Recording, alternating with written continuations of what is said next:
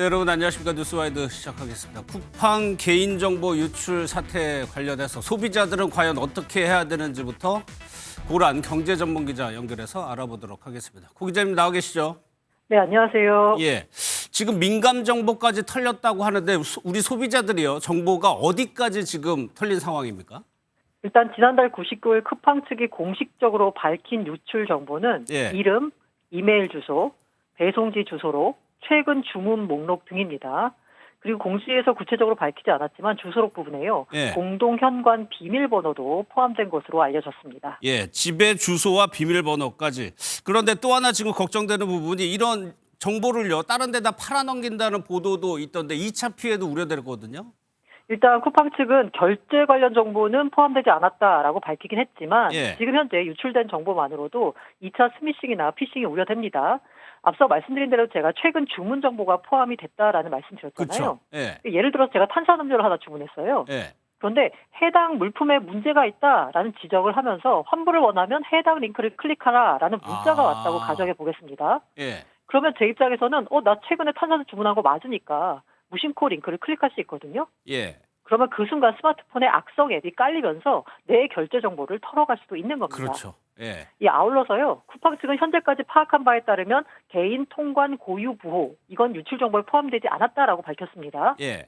그런데 통관 고유 부호가요, 이 직구할 때 쓰는 일종의 주민번호 같은 역할을 합니다. 예. 때문에 악용될 우려가 상당히 많습니다. 예. 그래서 소비자들 사이에서는요, 개인 통관 고유 부호를 새로 발급받자라는 움직임이 일고 있는데요. 이 관세청에 따르면 지난달 30일부터 지난 1일까지 개인 통관 고유 부호 재발급 건수가 42만 건을 넘었습니다. 예. 그런데 지난해 연간 발급량은 6만 5천 건이었거든요. 단 이틀 사이에 그러네요. 지난해 전체 발급량을 6배 이상을 웃도는 수치가 나온 겁니다. 예. 그만큼 이제 소비자들이 쿠팡의 개인정보 유출로 인한 2차 피해를 우려하고 있다는 의미입니다. 예. 그래서 일각에서는 이제 쿠팡에 대해서 이제 신뢰가 떨어지니까 무서워서 탈퇴하겠다라는 생각을 하시는 분도 있을 텐데, 근데 탈퇴하는 방법도 굉장히 어렵다면서요. 그래서 온라인에서는 탈퇴 어떻게 하는지 정보가 돌아다닐 정보입니다. 예. 일단 모바일 앱에 들어가시면 마이 쿠팡 메뉴로 들어가서요, 회원 정보 수정을 선택합니다. 예. 그러면 뭐라고 뜨냐면요, 회원 정보 탈퇴는 PC 버전으로 이동하여 진행하실 수 있습니다라고 떠요. 예. 그러니까 앱이 아니라 PC 버전으로 이동해야 탈퇴가 가능합니다. 컴퓨터로 가야 된다는 얘기죠. 아니 이제 버전 자체가 모바일에서 바뀌게 돼요. 그래서 좀 보기가 어렵게 되는 거죠. 예. 예. 예. 그리고 PC 화면에서 본인 확인과 이용 내역 확인, 설문 작성 등 단계를 순차적으로 진행해야 되고요. 예. 이 설문 같은 경우에 우리가 왜 그냥 안 하고 넘기잖아요. 그런데 쿠팡에 바라는 점, 여기에다가 입력을 해야지 완료가 돼요. 반드시요. 네네. 그리고 와우 멤버십, 요거 가입한 이용자는 먼저 일단 멤버십을 해지해야 됩니다. 그래야지 탈퇴 절차 시작할 수 있고요. 이거저거 다 하다 보니까 총 6단계를 넘는 복잡한 과정을 거쳐야만 계정을 정리할 수 있고요. 예. 또 이거 웹사이트에서 보면은 탈퇴 이거 어디서 봐야 되는 거야? 잘 찾기도 어려운 경우도 많습니다. 예.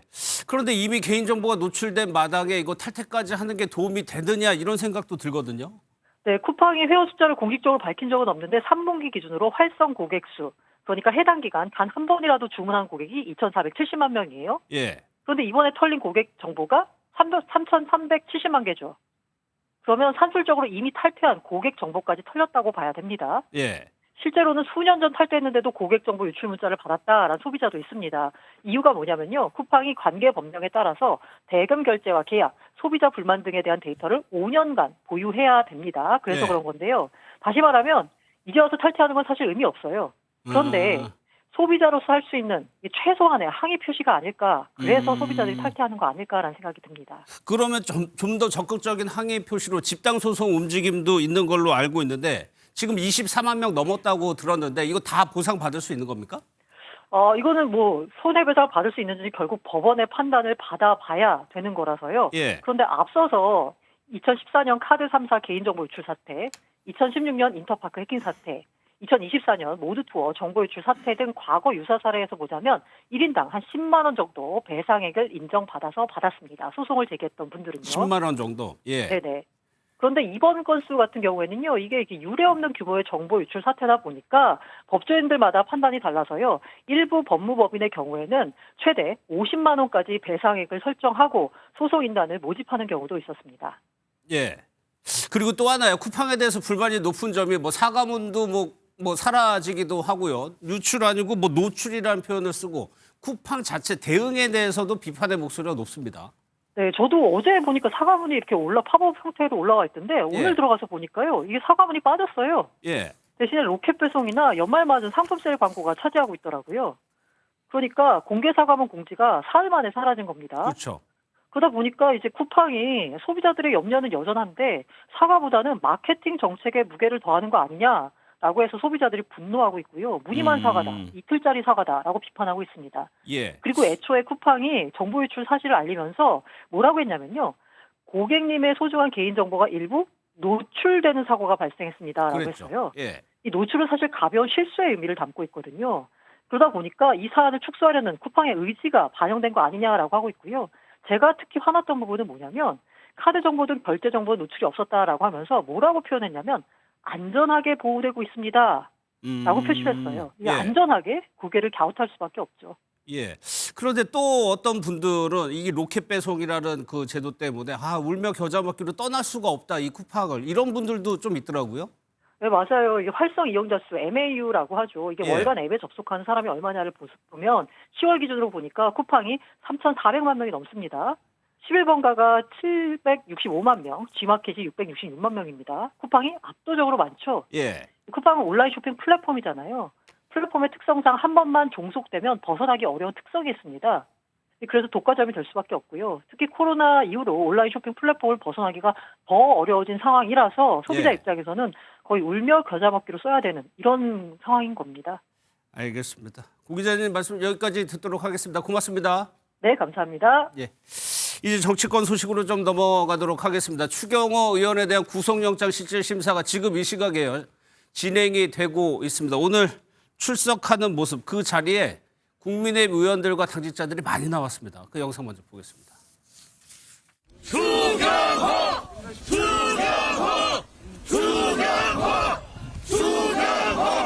오늘 정치적 편향성 없이 법원의 공정한 판단을 기대합니다. 이상입니다. 윤 전 대통령으로부터 계엄을 정말 안 받으십니까? 개헌 언제부터 하셨습니까? 계엄 해제 본회의 의결 시각은 왜 제대로 안 해주셨습니까? 실제로 표결 방해받은 국민의 의원이 있는데 한 말씀 해주시죠. 국민들께는 국민한테 한 말씀 해주세요. 국민들께 한 말씀 해주십시오. 국민들에게 할 말씀은 없습니까? 장동혁 대표를 비롯해서 뭐 지도부 지금 현역 의원들 많이 지금 나가서 응원을 하는 모습인데 이거 김구식 작게 여쭤볼게요. 이 정도로 국민의힘이 추경호 의원의 구속 여부를 민감하고 예민하게 보고 있다라고 봐야 됩니까? 우선 정청래 민주당 대표가 굉장히 으름장을 많이 계속 놓고 있잖아요. 만약에 구속영장이 발부되면 그 유연정당 해산 심판을 할 수밖에 없다. 뭐 이런 분위기를 계속 띄우고 있기 때문에 당연히 우리 당으로서는 추경호 원내대표의 비중도 비중이지만 12월 3일 그날 밤 계엄의 밤 때 그 사건으로 인해서 만약에 구속이 되는 사태가 벌어진다고 한다면 민주당의 정당 해산 공세는 뭐 굉장히 세질 거라고 생각합니다. 그렇기 때문에 우리 당으로서는 아마 사활을 걸고 영장이 발부되지 않을 거라는 확신을 가지고 있습니다만 가서 영장 실질 심사에 힘을 실어주고 있는 모습으로 보이고요. 또 하나는 이제 이 부분에 대해서 우리 당의 생각은 당시에 추경호 원내대표의 그 의총 장소 변경이라고 하는 이 사건 확인된 팩트는 그거 하나 아니겠습니까? 의총 장소를 변경했다는 건데 이것이 과연 내란 주요 임무 종사라고 하는 프레임으로 묶어서 내란몰이에 희생이 돼야 되느냐에 대해서 저도 동의할 수가 없어요. 그러니까 그 추경호 당시 원내대표의 그런 오락가락한 행동이 무리를 빚은 것은 있을 수 있으나 그것을 기회로 해가지고 또는 확인되지 않은 의총 장소 변경이라고 하는 그 사실만 가지고 마치 추경호 원내대표가 당시 대통령과 짜고 내란의 우두머리라고 지금 그 특검에서 이야기하고는 대통령과 주요 임무를 부여받아서 주요 임무에 종사에 나섰다고 단정할 만한 아무런 근거가 없거든요. 저는 그런 문제이기 때문에 이건 사법적 단죄의 대상이 아니고 정치적 비판과 정치적 문제제기의 대상으로 끝내야 된다. 이렇게 생각을 합니다. 논란은 있었지만 내란 중요 임무 종사까지 했는지에 대해서 좀 의문이다. 여기에 대해서요. 뭐 여당도 그렇고 야당도 그렇고 이 결과에 따라서 앞으로 연말 전국이 조금 움직일 것 같은데 그 얘기까지 한번 들어보겠습니다. 민주당식 폭주정치 국민들은 분노한다.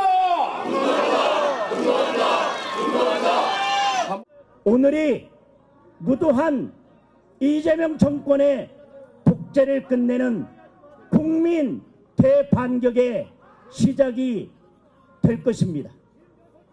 정의가 승리할 것입니다. 법치가 승리할 것입니다. 국민이 승리할 것입니다. 만약 추경호 의원 구속이 결정되면 내란 우두머리 피고인 윤석열에 이어 국민의힘 주요 당직자였던 추경호 의원마저 구속되게 되어 국민의힘은 내란 정당이란 오명을 쓰게 되고 위헌정당 국민의힘 해산하라는 국민의 목소리가 높아질 것입니다. 사실 구속이 된다고 해서 혐의가 확정되는 것은 아닌데 정치권에서는 일단 정청래 대표 같은 경우에는 정당 해산을 아주 강하게 밀어붙일 태세예요. 일단 뭐 내란 정당 프레임이 만약 구속이 된다면 굉장히 강화되겠죠. 예. 그리고 위헌 정당 해산 심판 카드를 실제 꺼내들지 않을지 모르겠습니다만은 정치적 공세는 한결 거세지겠죠. 그렇겠죠. 예. 좀 전에 이제 장동혁 대표가 오늘이 이제 국민 대반격의 시작점이 된다 이렇게 말씀을 하시던데 설령 추경호 원내대표의 구속영장이 기각된다 하더라도 그게 이제 반격의 계기가 되기는 어렵다고 보고요. 국민의힘으로서는 이제 한숨 돌리는 이제 그런 상황이 되지 않을까 싶습니다. 예. 앞서도 말씀하셨다시피 영장 기각이라는 게 혐의가 없다는 게 아니고 구속에 이를 만한 사유까지는 안 된다라는 그렇죠. 거거든요. 예. 뭐 그조차도 아직 결론이 나온 건 아닙니다만 영장이 기각된다고 해서 추경호 대표가 받고 있는 지금 혐의가 없어지는 것도 아니고 예. 기소 가능성은 여전히 남아 있는 거거든요. 이걸 가지고서 뭐 대반격을 한다는 거는 조금 좀 장동혁 대표가 상황을 과장해서 보는 게 아닌가 싶고요. 여전히 이제 국민의힘 입장에서는 굉장히 수세적인 상황인 것만은 분명합니다. 만약에 추경호 원내대표가 구속되지는 않더라도 내란 주요 임무 종사 혐의로 기소가 된다고 하면 직전 원내대표였던 분이 어쨌든 그 내란 우두머리에 지시를 받아서 주요 임무에 종사한 꼴이 되지 않습니까? 예. 그러면 그 재판 결과가 나올 때까지 국민의힘에 대한 어떤 내란 정당 혹은 위헌 정당 공세는 계속 강해질 거고 예. 그 프레임으로부터 완전히 자유로워진다고 보기 어려울 것 같고요.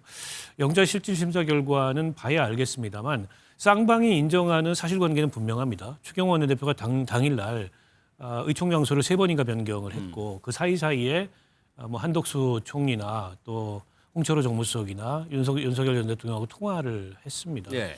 그 통화에서 무슨 내용의 얘기가 오가는지 알려지지는 않고 있습니다만 그 통화하는 과정에서 저 비상계엄이 위헌적이거나 불법적인 비상계엄임을 파악하지 못했다는 거는 좀 납득하기 어려운 주장이라고 봅니다.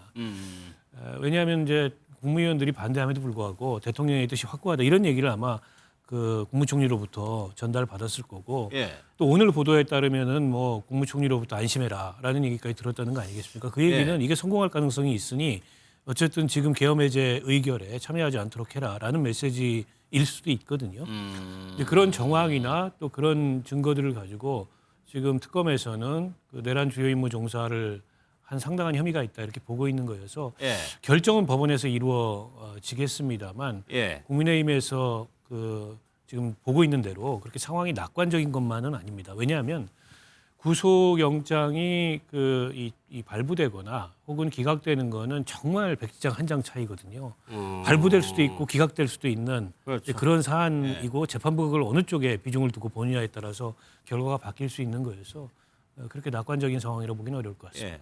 계엄이 있었던 당일에 대통령과 대통령실 그리고 정부에서 어떤 얘기를 들었을지 그러면 국민의힘은 비상계엄이 있었던 그 날의 분위기가 어땠는지도 궁금합니다. 김상욱 의원 지금 민주당으로 이제 이동을 했는데 김상욱 의원이 기억하는 그날의 밤으로 한번 쭉 가보겠습니다. 계엄 해제는 다음 날. 네. 추경호 전 원내대표가 당시에 의원님을 노려봤다. 그때 같이 노려봤어요. 의원님 먼저 노려봐서 노려보신 거 아니야? 그럴 수도 있어요. 저는 추경호 원내대표한테 매우 화가 나 있었기 때문에 예. 보수당 원내대표면 당연히 비상계엄 사태 해제하려고 앞장서야죠. 근데 무슨 이상한 짓을 한 거잖아요. 추경호 원내대표는 역사의 죄인이다라고 생각을 했습니다. 추경호 원내대표 마침 딱 둘이서만 딱 마주쳤어요. 그래서 서로 딱 노려보면서 지나가고 끝났는데 뭐 추경호 원내대표 입장에서는 나한테 대해서 욕을 했다고 하면서 노려봤을 것 같고 저는 에이 역사의 죄인 같아 이러면서 또 노려본 것 같고. 김상욱 의원이 이제 계엄 해제 의결에 참여를 하다 보니까 원내대표하고 만났는데 서로 노려봤다는 거예요. 그 눈빛이 기억이 난다는 건데 김 씨, 그날 밤에 그리고 그 다음 날로 넘어가는 새벽에 국민의힘도 분주하게 그리고 여러 가지 의견들이 오고 갔고 했을 거예요. 대체적인 분위기가 계엄에 옹호하는 분위기가 많았었나요? 제가 뭐 현역 국회의원이 아니고 네. 또 그날 현장에 그 본회의장이나 의총장에 갈 수 있는 상황이 아니었기 때문에 정확한 건 모르겠습니다만 일단 흐름이 분명히 있었던 건 한동훈 당대표를 중심으로 한 이른바 몇몇 우리 한동훈 대표를 따르는 당직자들과 네. 현역 의원들이 가장 신속하게 그리고 가장 먼저 계엄 반대 입장을 명확하게 국민들한테 밝히고 본회의장으로 가서 계엄 해제 표결에 응했다는 건 또 한 흐름이 있었고요. 예. 뭐 그런 맥락에서 그때 김상호 의원도 같이 있었던 거고요. 그다음에 또 한 흐름은 좀 우왕좌왕했던 건 분명히 있었던 것 같습니다. 왜냐하면 그 우왕좌왕했다는 것은 그 전제가 계엄이 있었던 걸 미리 알고 있었던 의원은 한 명도 없었다는 거죠. 만약에 이게 누군가가 모의에 참여했거나 사전에 인지하고 있었다고 한다면 그렇게 우왕좌왕할 리가 없지 않겠습니까? 예. 그래서 우왕좌왕했다는 것은 충격적이기 때문에 전혀 예상치 못했던 그 12월 3일에 계엄이라는 게 선포되면서 충격적이었기 때문에 여당 국회의원으로서 어떻게 해야 되나를 놓고 원내 지도부도 또 현역 의원들도 우왕좌왕했을 거라는 생각이 듭니다. 그래서 큰 흐름은 한동훈 당대표를 비롯한 그 당직자와 지도부 의원들의 신속한 계엄 반대 예. 그리고 또 대다수 추경 원내대표를 중심으로 한 대다수 현역 의원들의 우왕좌왕 저는 예. 이 두 개가 그 당시 밤의 분위기가 아니었겠느냐. 근데 이제 김상욱 의원 같은 경우는 가장 신속하게 가서 반대를 했고 예. 강력하게 반대를 했고 또 기억나시겠지만 그 다음에도 국회 본관 앞에서 계속 1인 시위까지 했던 분 아닙니까? 그렇죠. 지금 보니까 민주당으로 충분히 갈 만한 소지가 있는 분 같은데 그렇기 때문에 당시에 국민의힘 우리 당 내에서는 김상욱 의원의 좀 돌출 행동에 대해서 그러니까 계엄 반대는 이해를 하나 예. 지도부를 향한 아까도 나왔지만 뭐 추경호 대표를 굉장히 역사의 죄인이다 생각하고 째려봤다는 거 아니겠습니까? 그런 좀 돌출적인 행동에 대해서 김상욱 의원이 좀 개인적으로는 저런 감정을 느꼈을 가능성이 있다고 생각합니다. 예.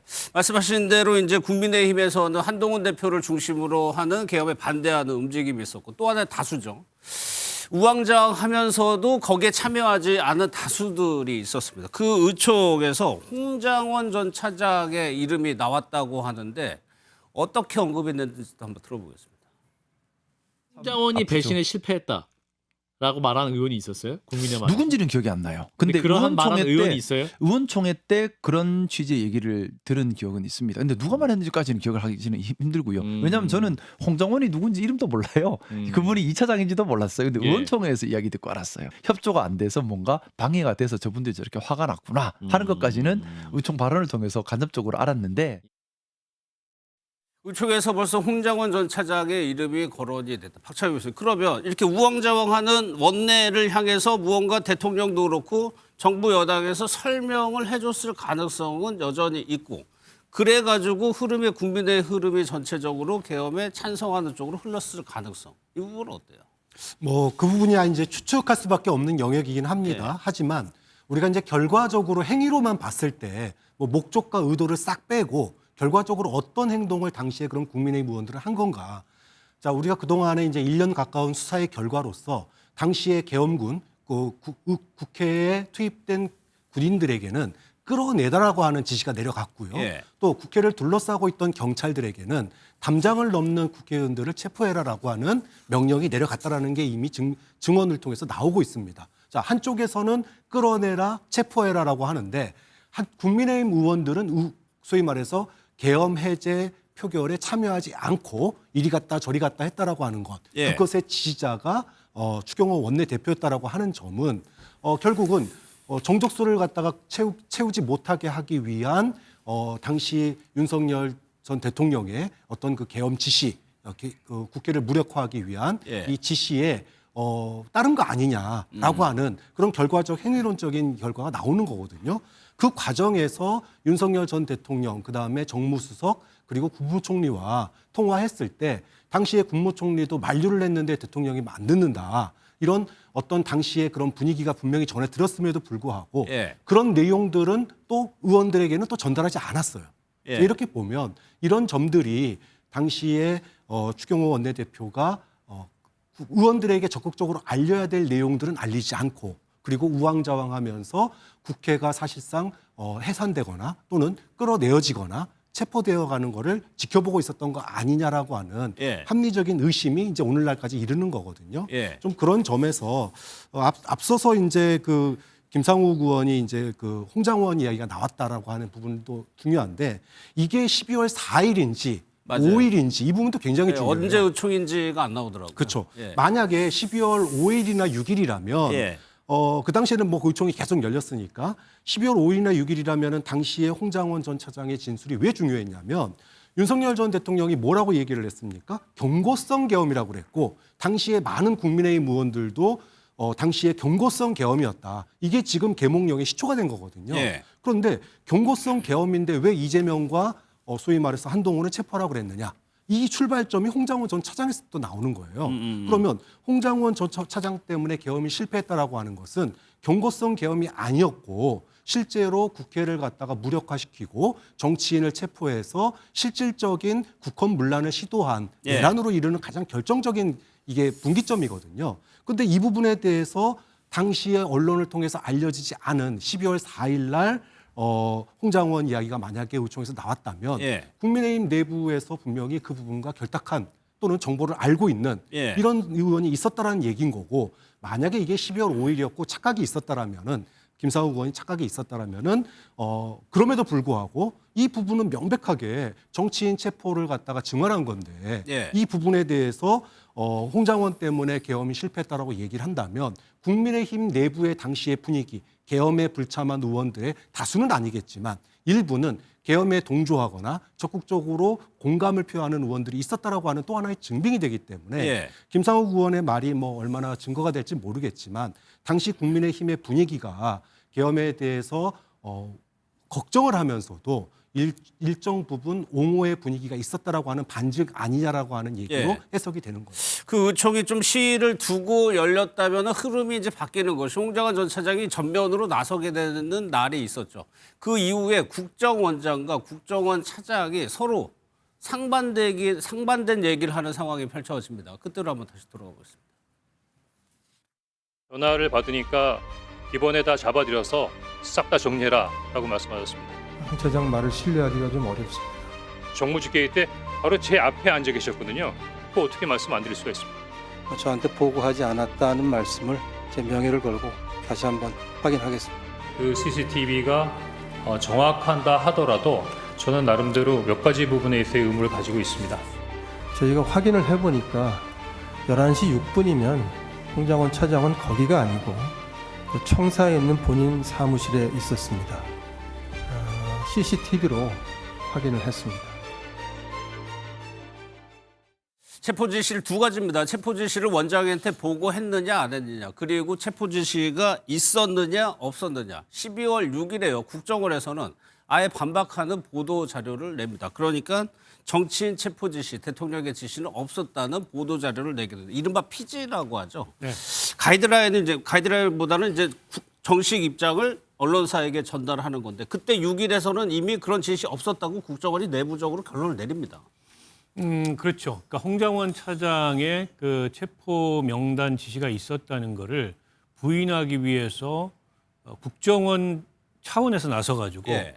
이를테면 언론에 그런 보도 지침을 배포하고 또 조태용 국정원장은 국회에서 그리고 나중에 헌재에서 사실은 굉장히 적극적인 위증을 한 셈이 되는 거죠. 이제 그만큼 이 정치인 체포 명단이라는 게 민감한 그런 내용일 수밖에 없고 어쨌든 이제 계엄이 실패로 돌아간 이후에 그런 지시를 감추기 위해서 국정원이 조직적인 은폐에 나섰다고 보고요. 예. 결국 홍 전 차장이 이를테면 그 국정원장한테 보고도 하지 않고 허위 사실을 국회에 가서 말함으로써 있지도 않았던 지시를 억지로 만들어내고 있다. 이런 식으로 지금 홍 전 차장을 몰아가려고 했던 예. 거였거든요. 근데 이제 그런 조태용 원장의 이 주장이나 진술이 다 허위일 뿐만 아니라 국정원법을 위반한 그런 행위를 했다는 이유로 지금 특검에 의해서 구속 기소된 상황 아니겠습니까? 결국 윤석열 전 대통령이 홍 전 차장에게 했던 지시 그리고 여인영 방첩사령관을 통해서 홍 전 차장에게 전달된 체포대상 정치인 명단 이게 굉장히 위험하고 민감한 정보라는 것을 윤 전 대통령 당사자도 그렇죠. 조태용 원장도 알고 있었던 거죠. 네, 그러니까 조태용 원장이 국회에 나와서 그런 그 정치인 체포 지시를 받은 적이 없다라고 진술을 하기 직전에 윤석열 전 대통령 통화한 사실이 밝혀졌습니다. 예. 그래서 아마도 적극적으로 그 사실을 부인하거나 감춰야 된다라는 식의 공모를 했던 게 아닌가 이렇게 추정이 가능하고요. 예. 근데 이제 앞서 우리가 검토했습니다만 국민의힘 내에도 이런 분위기가 전달이 된 것 같아요. 그러니까 국민의힘 의총에서 홍장원 때문에 실패했다. 이제 이런 성토의 분위기가 형성이 되고 그에 대해서 이제 그 홍장원이라는 이름이 사실 아까 김상욱 의원이 얘기했듯이 상당수의 의원들은 홍장원이 누군지도 모릅니다. 국정원장 이름은 알아도 국정원 차장 이름을 아는 경우는 현직 국회의원이라 그래도 관련 상임위 의원이 아닌 경우에 굉장히 드물거든요. 그런 면에서 홍장원이라는 이름이 의원총회에서 회자되기 시작했다는 것은 이런 저간의 사정이나 혹은 그와 관련된 국정원의 흐름 이런 것들을 국민의힘 내부도 상당 정도 파악하고 있었던 거 아닌가. 이제 그렇게 본다면 국민의힘 내부에 누구라고 특정하기는 어렵지만 이 계엄 선포 직후부터 이 돌아가는 상황에 대해서 좀 소상하게 알고 있었던 의원들이 있었던 게 아닌가 싶습니다. 그러니까 계엄이 선포되고 이후에 국정원이 어떻게 움직였는지 그것이 이제 국민의힘으로 어느 정도 전달이 된 것 같은데 내부 문서를 보면은 홍장원 전 차장에 대해서 거의 욕설도 들어 있다는 겁니다. 이 내용을 보면은 전제가 이거예요. 그러니까 조태용 원장의 말을 맞다고 생각을 한다면은 홍장원 전 차장은 심각한 기각문란 행위를 한 것이다. 내부 보고서가 그렇게 나왔다는 겁니다. 그러면서 비속어까지 동원이 돼 있고 일단 국정원에서는 조태용 원장의 말 따라서 그렇게 움직였다는 거거든요. 그러니까 아마 그날 계엄의 밤 직후에 계엄 실패 이후에 우리 당 의총에서 만약에 홍장원 배신자라는 이야기가 나온 게 사실이라면 사전에 모의했거나 알고 있었다는 게 아니라 계엄을 일정 정도 좀 심정적으로 동조하는 분위기는 조금 있었던 것 같아요. 예. 그런 맥락에서 보면 나중에 왜냐하면 조태용 원장의 저 결정적인 진술이 사실은 이게 단순한 계몽이 아니라 경고형이 아니라 상당한 정도의 치밀한 준비를 했었다는 걸 반증하는 증거였기 때문에 아마 이제 홍장원에 대한 비난으로 이어졌던 것 같고요. 그러니까 저는 그런 맥락의 분위기라면 대통령 직할 기관이 국정원 아닙니까? 예. 그러니까 조태용 국정원장이 대통령의 지시를 받았든 협의를 했든 아니면 본인이 그렇게 생각했든 본인 스스로가 국정원 전체를 통과를 하면서 홍장원의 정치인 체포 진술을 처음부터 인멸하려고 했던 흔적은 분명히 있었던 것 같습니다. 예. 왜냐하면 그게 얼마나 위험한 것인지를 누구보다 직감적으로 알 수 있지 않겠습니까? 그렇기 때문에 아마 그때는 계엄은 그 계엄 해제 표결에 의해서 해제가 됐지만 이 계엄이 실제로 별거 아니었다는 식으로 충분히 진행할 수 있었을 거라는 좀 자신감이 있었던 것 같습니다. 그래서 아마 며칠간은 국정원 내부에서는 조태용 국정원장 주도로 홍장원 차장의 정치인 체포 진술을 거짓말로 없었던 걸로 사실은 허언을 하는 것으로 이렇게 몰아가려는 그런 조직적인 은폐 시도가 있었던 것으로 보입니다. 뭐 이상한 거는 별개긴 하지만 내일이 이제 1년 되는 날이고 장동혁 대표 뭐 기자회견도 있고 지금 장 대표가 사과 안 하는 쪽으로 지금 어느 정도 결론이 났어요? 분위기는 뭐 그런 분위기로 좀 굳어지는 것 같습니다만 저는 오늘 밤이나 내일 새벽에 추경호 원내대표의 영장 발부가 굉장히 중요한 저는 분수령이 될 거라고 생각합니다. 영장이 발부되면 사과하지 않을 수 없는 좀 사실은 좀 발부되면 그런 분위기가 만들어질 거고요. 만약 영장이 기각되면 아까 나왔던 것처럼 영장 기각을 지금 확신하고 있는 장동혁 지도부 입장에서는 이걸 이재명 정권의 민주당 정권의 정치 탄압으로 규정을 하고 더 세게 저항을 한다고 생각하기 때문에 사과의 기조가 나오더라도 약하게 나오겠죠. 그래서 좀 그게 하나 중요한 관건이 될 것 같고요. 또 하나의 흐름은 제가 말씀드립니다만 오늘 지금 방금 조선일보 단독으로 떴습니다만 초선 의원, 재선 의원 중심, 특히 재선 의원 공부하는 모임이 있거든요. 재선 의원 그 공부하는 모임 중심으로 지금 그 전체 전수 조사를 통해서 우리 당 소속 국회의원들에게 서명을 받고 있는 그 성명서 전문이 올라와 있습니다. 그 성명서 전문의 내용은 첫 번째가 계엄을 막지 못한 여당 국회의원으로서 책임을 통감하고 처절하게 반성한다. 두 번째가 그 계엄을 저지른 윤석열 대통령과는 역사적으로 절연을 해야 된다. 그리고 세 번째가 국민들에게 수권 정당으로서 다시 지지와 신뢰를 받기 위해서 정치개혁에 나서겠다. 이런 큰 골자에 지금 전문이 올라와 있고 이걸 가지고 이제 기사에 나오고 제가 듣기로도 초선 재선 의원 중심으로 해서 지금 서명 연판장을 받고 있습니다. 이건 오늘 밤 사이에 진행이 되고 그러니까 추경호 원내대표의 영장 발부가 결정이 나는 것과 동시에 초재선 의원 중심의 윤석열 역사와의 절연이라고 하는 당 지도부에 대한 공개 요청 연판장이 돌면서 내일 아마 장동혁 대표의 메시지를 보고 나서 이 행동에? 연판장을 돌린 분들이 공개 기자회견을 하는 것으로 알고 있습니다. 알겠습니다. 근데 오늘 법원에 나가신 국민의힘 관계자나 의원들 상당히 많아요. 어떻게 될지 한번 보겠습니다. 또 하나 홍장원 전 차장과 관련해서 조태용 원장이 바뀌었습니다. 이걸 요청했다는 거예요. 홍장원 전 차장님 당연히 비화포를 쓰고 있었겠죠. 이거를 삭제 요청, 회수가 불가능하니까 아예 삭제를 요청했다는 거예요. 그러면 통화 기록은 다 날아간다면서요? 네. 그러니까 이제 우리가 경호처와 관련해 가지고 예.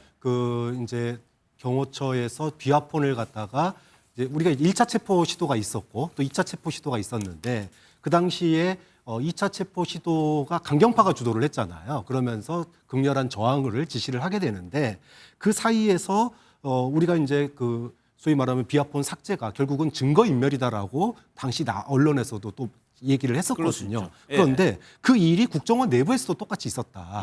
즉 홍장원 1차장이 이건 도저히 아니다. 이건 아니다 싶어가지고 야당에 제보한 거 아니겠습니까? 그래서 소위 말하면 정치인 체포 명단이 나오는 거고 그게 사실은 내란의 어떤 국민들이 내란으로 공감을 하게 되는 결정적인 또 하나의 사유가 되는데 이 부분에 대해서 홍장원 전 차장의 비화폰이 있었고 그걸로 통화가 이루어졌을 텐데 이 부분을 갖다가 원격으로 그러니까 홍장원 전 차장이 이제 접촉이 안 되니까 지금 접촉이 안 되는 사람이기 때문에 이것을 누가 쓰고 있는지 모른다. 그러니까 원격으로 삭제해라. 그래서 이제 지시가 됐다는 거예요. 그러면 결과적으로 당시에 그 증거 그러니까 즉 정치인 체포와 관련돼서 통화가 이루어졌던 그런 내용이라든지 또는 그것과 관련된 여러 가지 공적인 지시들 이런 부분들이 홍장원 전 차장의 그런 관련돼 있던 이 지시들이 다 사라지는 거 아닙니까 증거가 그런 점에 있어서는 앞서 얘기했던 것처럼 계엄 자체를 갖다가 없었던 걸로 할 수는 없는 거예요 국정원이 아무리 국민들이 다 봤는데 결국은 이게 계몽령이었고 경고성 계엄이었지 실제로 정치인 체포하거나 이러려고 하는 시도는 없었다라고 하는 그 2, 3일간의 작업의 결과 그 과정 중에 하나로서 홍장원 전 차장의 비화폰도 삭제한 거 아니냐. 결과적으로는 조태용 원장이 당시에 적극적으로 증거인멸에 가담한 이런 내용이기 때문에 이 부분이 또 하나 지금 조태용 원장이 구속되게 된 하나의 배경으로 읽히는 거죠. 예. 또요, 어제는 한학자 통일교 총재에 대한 보석 신문이 있었는데 한 총재가 보석 신문 자리에서요, 홀리마더? 본인은 홀리마더라 오고 얘기를 했다고 하는데 일단 영상부터 좀 보도록 하겠습니다.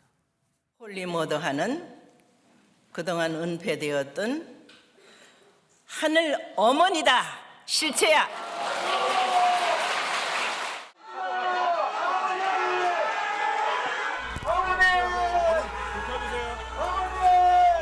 비켜주세요. 어머니 승리하셨습니다. 승리하셨습니다.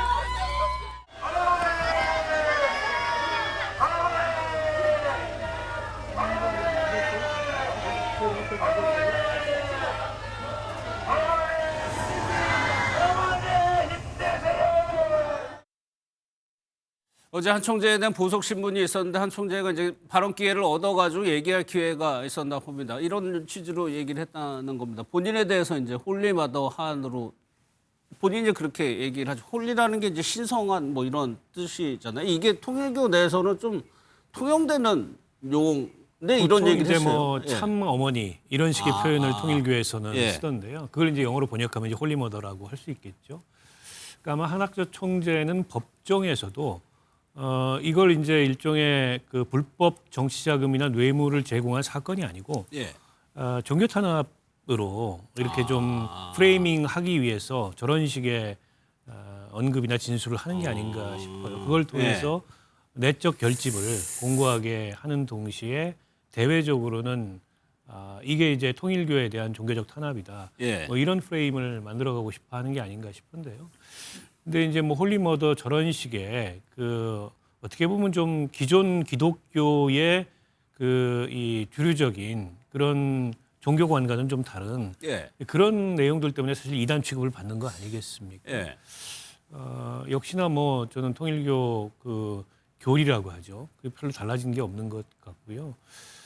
그러나 이제 저게 법정에서 수용될 가능성은 없다고 봅니다. 이게 본질적으로 무슨 통일교라는 종교에 대해서 통일교가 이제 기존 주류 기독교단에 의해서 이제 이단으로 규정이 돼 있긴 하지만 그렇다고 해서 통일교를 탄압한 사건이 아니잖아요. 오히려 통일교가 뇌물을 주고 이 윤석열 정권을 통해서 자신들의 교계 수건 사업을 해결하려고 했던 그런 어떤 불법 행위에 대한 지금 법적인 심판을 하고 있는 거고 사실 통일교의 어떤 운영 원리상 한학자 총재의 결재 없이 그런 일이 밑에서 독단적으로 이루어질 가능성이 거의 없다라는 게 거의 모든 통일교 관계자들의 진술이에요. 그래서 윤영호 세계본부장이라는 분이 그렇게 적극적으로 건진 법사를 통해서 뇌물을 주고 뭐 통일교 여러 가지 수건 사업을 해결하려고 했던 건 결국 한학자 총재의 의지와 한학자 총재의 허락이 있었기 때문에 가능했던 일이고 때문에 지금 한학자 총재가 법정에 서 있는 거지. 이게 무슨 뭐 종교적인 이유로 박해를 받거나 탄압을 받는 건 전혀 아니다. 그런 면에서 저런 주장이 뭐 보석 심사뿐만이 아니라 향후에 진행될 재판에서 수용될 가능성은 전혀 없다고 봅니다. 한 총재 워딩을 보면은 일관되게 저런 얘기들을 하고 있는 건데 변호인도 그런 얘기를 했습니다. 사이비 종교라는 편견이 작동하지 않았는지 봐달라. 여기에 대해서 이재명 대통령이 오늘이요 원칙 정교분리 헌법에 돼 있는 정교분리 원칙을 어기면은 해산도 검토해야 되는 것 아니냐라고 얘기를 했습니다. 그 얘기 한번 들어보겠습니다. 지금 정교분리 원칙이라고 하는 게 정말로 중요한 원칙인데 이 정교분리 원칙을 어기고 예를 들면 종교재단 자체가 조직적 체계적으로 정치 개입한 사례들이 있는데 이게 일본에서는 종교재단 해산 명령을 했다고 하는 것 같더라고요. 근데 이게 헌법 위반 행위인데 이걸 방치하면 헌정 질서가 파괴될 뿐만 아니라 이게 종교 전쟁 비슷하게 될 수도 있어요. 박 교수님, 그래가지고 실질적으로 법제처에게 검토를 지시하고 관할 부서까지 살펴보라고 했거든, 대통령이. 네. 이 부분은 국민들도 좀 이해하기 쉽게 좀만 더 설명드리면 사실은 2년 전인가요? 아베 저격 사건이 있었고 그 저격범이 당시에 통일교가 일본 통일교죠. 일본 통일교가 아베 쪽에 소위 정치 자금을 갖다가 제공하는 과정 이것과 관련돼 있던 인물들이 이제 사실은 저격 사건과 관련이 있었습니다. 그러다 보니 당시에 일본 검찰에서 통일교에 대한 대대적인 수사를 벌였고 그게 이제 8개월 전이죠. 일본에서 이미 이제 이 해산 절차에 지금 돌입을 한 상태예요. 그러다 보니까 일본에서는 이런 소위 말해서 정치인들에 대한 불법 정치자금 수수 그리고 과도한 가족 파괴적인 헌금을 강요하는 이런 시스템 이것들을 근거로 들어서 지금 그 반헌법적인 종교다 그래서 종교단체 해산에 들어갔는데 왜 우리는 그걸 못하느냐 이거 혹시 어느 부서에서 지금 혹시 고민하고 있는 부서 있느냐 그랬더니 아무도 대답을 못했고 그때 법제처에서 우리가 한번 살펴보겠다. 이제까지 고민 안 했는데 앞으로는 한번 이게 가능한 건지 법적으로 고민이 가능한 건지 한번 검토해 보겠다. 이런 답변이 나온 겁니다. 그런데 지금 통일교 쪽에서는 일관되게 글쎄 주장하는 것이 윤영호 전 본부장의 단독 행동이라는 거를 계속적으로 주장을 하는데 이것이 과연 얼마나 설득력이 있느냐 문제거든요. 그렇게 진술을 했을 것이고요. 근데 어쨌든 한학자 총재가 지금 구속이 된 상태 아닙니까? 그러니까 영장이 발부됐고 기소가 돼서 재판을 받고 있다는 것은 한학자 총재가 물이 없었다는 것을 아마 법원 측도 일정 정도는 수용을 한 걸로 보입니다. 그렇다고 한다면 이 통일교라는 조직 논리상 윤영호 당시 본부장이 자의적으로 자기 선에서 알아서 그런 정도의 돈을 또 그런 정도의 비용을 하거나 정치권에 줄을 대려고 했던 것은 저는 사후 보고든 사전 보고든 분명히 저는 보고는 있었을 거란 심증이 들고요. 그렇기 때문에 아마 재판을 받는 거라고 생각이 듭니다. 그리고 이제 지금 나왔던 것처럼 이재명 대통령이 이제 통일교도 재단을 좀 해체하든지 뭐 종교에 대한 것들도 좀 유연적인 요소가 있는지 알아보라라고 이야기를 하는 건데 조금 저 부분은 조심할 필요가 있습니다. 그러니까 당시에 아베 총리 테러 사건과 관련돼서 일본 통일교가 종교재단에 법률적으로 제재를 가했던 것은 종교를 제재를 가한 게 아니라 그 재단의 투명한 그 운영이 아니었기 때문에 불투명하고 불법적인 재단의 흐름에 대해서 제재를 가한 것이고요. 그러니까 저 통일교가 그 한학자 총재나 인용호 본부장을 통해서 정치권에 줄을 대고 정치권에 로비를 했다는 것은 불법적인 사실이 있으면 처벌을 받아야 되지만 그걸 이유로 해서 종교 전반에 대해서 지금 마치 우리 국민의힘에 대해서 위원장당 해산을 가지고 카드화 시키듯이 종교 전반에 대한 것을 하는 것은 제가 보면 그건 국민들이 알아서 할 일이지 이게 정치가 나서서 할 일은 아니라고 생각합니다. 그래서 종교의 자유가 있는 우리 대한민국 그리고 종교 간에 국민들 스스로가 정상적인 시민의식을 가지고 종교에 대한 평가와 판단을 다 하거든요. 선택을 다 합니다. 그런 맥락에서 본다면 정부가 나서서 또는 정치가 나서서 종교에 대한 특정 종교를 해산하려고 시도하는 것은 제가 볼 때 또 무리수다. 이런 말씀을 제가 정치학자 입장에서 드립니다. 일단 법제처에서 검토를 한다고 했으니까 어떻게 결론을 낼지 한번 보고요. 다음 내용은 박성재 전 장관이 이제 김 여사와 윤 전 대통령과 나눴던 메시지 이런 것들이 계속적으로 보도가 되고 있는데 이번에는 김 여사한테 받은 텔레그램 메시지를 사진을 캡처를 해서 따로 저장을 해뒀다는 내용이 좀 보도가 됐는데 박 의원님 글쎄요.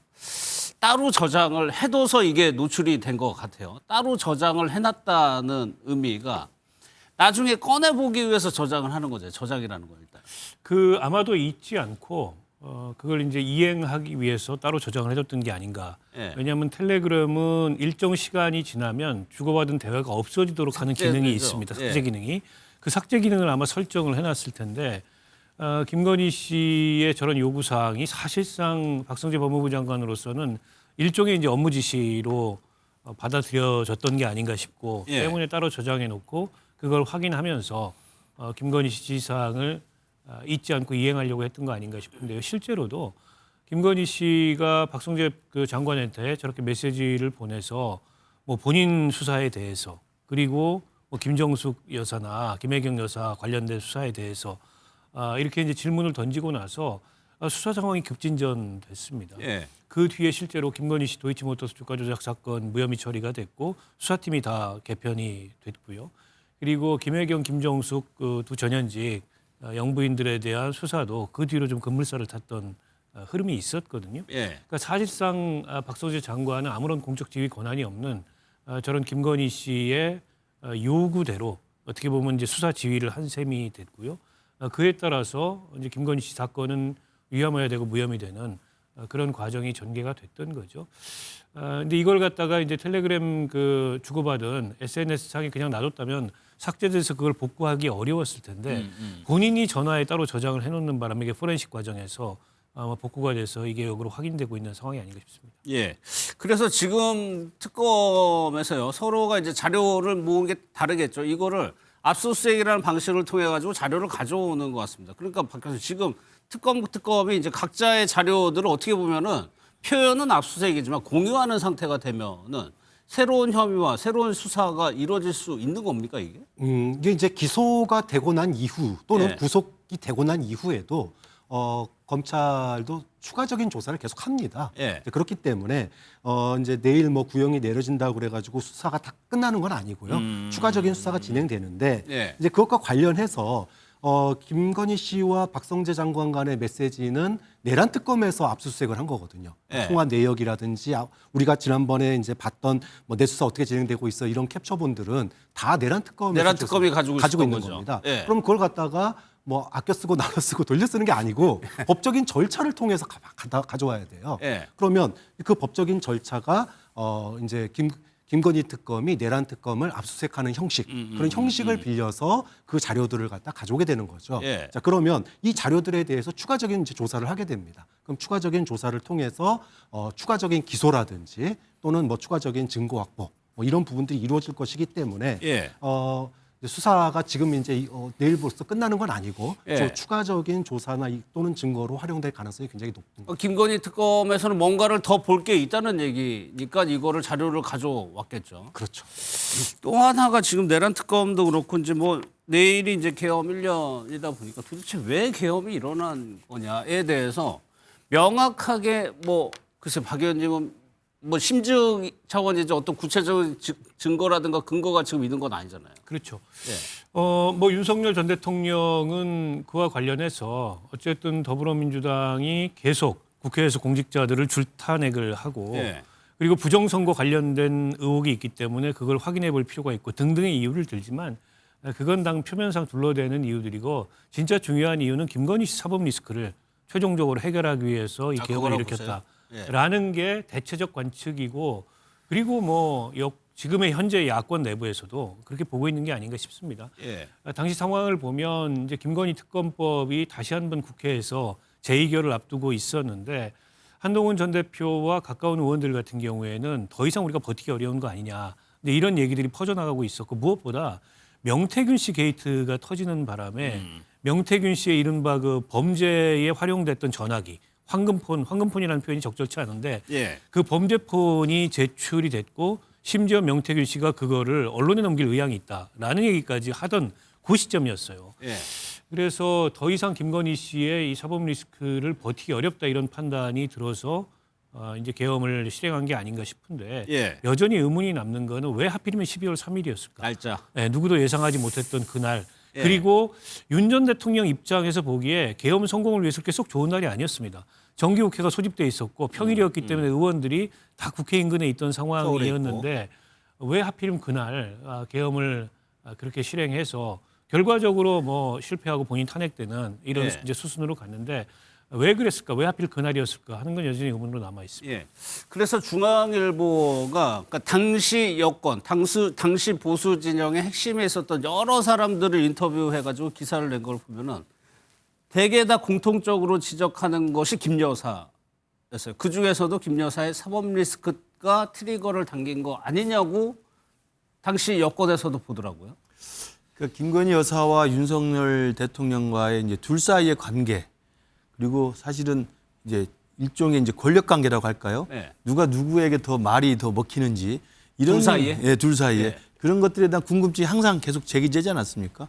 근데 최근에 진행되는 걸 보면 윤석열 전 대통령이 김건희 여사에게 상당히 애틋하면서도 상당히 순종적인 그런 입장을 좀 보인다는 개인적인 생각을 가집니다. 네. 저도 이제 그 이마빌딩의 경선 캠프에도 있었고 그다음 후보로 결정된 다음에도 선대위에 있었습니다만 그때도 진행되는 걸 보면 김건희 여사와 윤석열 전 대통령과의 이견이 있을 때 보면 제가 겪은 경험으로는 김건희 여사의 주장이 관철되는 경우가 좀 많았어요. 그래요? 그런 것들을 보면 윤석열 대통령 부부 사이의 힘의 관계는 부부만 알고 있지 않습니까? 그렇기 때문에 그런 힘의 관계, 역관계에서 저는 이미 오래전부터 부부를 연을 맺은 다음에는 윤석열 대통령이 김건희 여사를 이기지 못했던 게 아닌가라는 개인적인 저는 그 안타까움이 있습니다. 그런데 대통령 자리에 앉고서도 그러니까 뭐 부부가 그렇게 자연인으로 살면서 그렇게 하는 거에 아무 문제가 없죠. 부인 말 들어서 뭐 나쁠 거 있겠습니까? 그런데 대통령이라는 엄중한 자리에 앉았으면서도 부인 말을 들어야만 되는 그런 역관계라고 한다면 이건 상당히 잘못된 것이죠. 그래서 저는 모든 비극은 거기에 있지 않았나 싶고요. 그러니까 애초에 김건희 여사의 여러 가지 논란들이 정권 초기부터 튀어나오지 않았습니까? 그런 논란이 있을 때마다 이 대통령 자리를 수행하는 엄중한 공직자로서의 어떤 자세 이런 거라면 그 부인을 정확하게 정리를 하든가 못하게 제도적으로 아니면 개인적으로 정리를 하든가 했어야 되는데 그렇게 해서 방치했고 오히려 김건희 여사 리스크, 김건희 여사 논란을 제기하는 쪽을 더 싫어했던 그런 분위기였기 때문에 그리고 그 당시 계엄 직전에 한동훈 대표 체제에서도 한동훈 대표에 대한 윤석열 대통령의 분노, 적개심 같은 건 사실은 결국 김건희 특검 문제로 비롯된 것이었고 샤넬백과 디올백과 관련된 것이었지 않습니까? 이제 그런 걸 생각해보면 둘 사이의 부부관계를 우리가 알 수는 없으나 윤석열 대통령이 상남자인지 아니면 모자란 남자인지 모르겠습니다만 부인 하나 제대로 좀 정리하지 못하는 그런 그 개인적인 비극이 나라의 막중한 대통령 자리를 수행하는 데서 그대로 유지되고 계속됨으로써 계엄에 이르기까지 이런 황당한 일이 벌어지지 않나 생각합니다. 박 교수님도 뭐 비슷하시죠? 네, 뭐 오늘 언론에 추가로 올라온 기사 중에 눈에 띄었던 게 김용현 장관이 계엄 며칠 전에 김 여사 수사는 어떻게 되고 있는지 알아봐라라고 하는 지시를 했다라는 게 오늘 이제 김용현 장관이요? 네, 그럼 김용현 장관을 하면 누구나 지금 계엄의 한 축이었습니다. 윤석열 대통령이 당시 대통령이 계엄을 추진하게 됐을 때 소위 말해서 총대를 메고 계엄을 갖다 추진한 사람이 그렇죠. 김용현 장관인데 김용현 장관이 국방부 장관이었잖아요. 근데 국방부 장관이 왜 김 여사의 수사를 갖다 확인합니까? 예. 결국은 이런 기사가 나오는 것도 지금 수많은 사람들이 확정은 못했지만 증거가 없어서 말은 못했지만 이 계엄이라고 하는 게 결국은 윤석열 전 대통령 뭐 경찰청장 말도로 가정사 얘기도 나왔었고 예. 결국은 이 모든 화살들이 손가락이 다 누굴 가르치고 있느냐 다 김 여사를 가르치고 있는 거예요. 그럼 계엄의 출발점이자 알파자 오메가가 예. 결국은 김 여사 사건을 갖다가 12월 3일 계엄 직전 무슨 일이 있었냐 국회에서 소위 말해서 그 김 여사 무혐의한 검사들 탄핵 있었어요. 결국은 이런 것들이 윤석열 당시 대통령이 자신 부인에 대한 수사에 올가미가 오고 예. 이러는 거에 대해서 견디지 못해서 이런 게 나라냐 이러면서 계엄을 펼치게 된 그런 결정적인 트리거가 아니었을까라고 예. 추측을 하는 거죠. 그러면 그 다음 관심은 계엄을 김 여사도 알았느냐입니다. 알았다고 하면 서로 상의를 했다는 얘기도 되는 거고 몰랐으면 단독으로 윤 전 대통령이 했다는 얘기가 있는데 성형외과에 갔었다는 내용이 있었죠. 그게 오히려 몰랐다는 근거로 쓰였는데 또 아닌 것 같기도 하고요. 그 얘기 먼저 들어보겠습니다. 12월 3일 불법 유언적인 계엄이 있었던 날 김건희 씨는 강남 소재 모 성형외과를 오후 6시 반부터 9시 반까지 3시간 동안 머물렀던 것으로 알려져 있습니다. 계엄 당일인 12월 3일 김건희 씨의 행적을 확인하는 것은 중요하며 그 일환으로 성형외과에서 어떤 약을 투약받았는지 확인하는 것은 더 이상 개인 정보가 아니라고 생각합니다. 위원장님, 식약처가 구체적인 자료를 신속히 제출하도록 엄중히 요구해 주시기 바랍니다. 네, 위원장님, 네. A 환자의 주민번호 7자리나 3년간 투약 이력 등은 개인정보에 해당하여서 제출하기 어려움을 양해해 주시기 바랍니다.